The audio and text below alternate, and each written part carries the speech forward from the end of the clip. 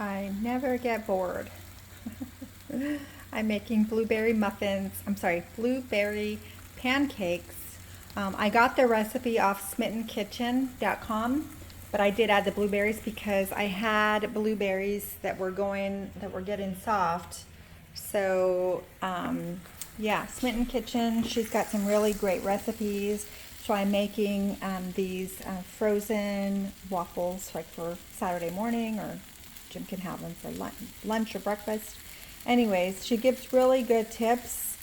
And other than that, it's 90 degrees here.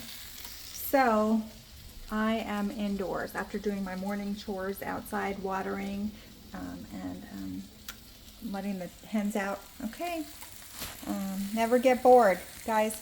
Look up recipes, bake, cook, clean, organize, and just trust God in all things.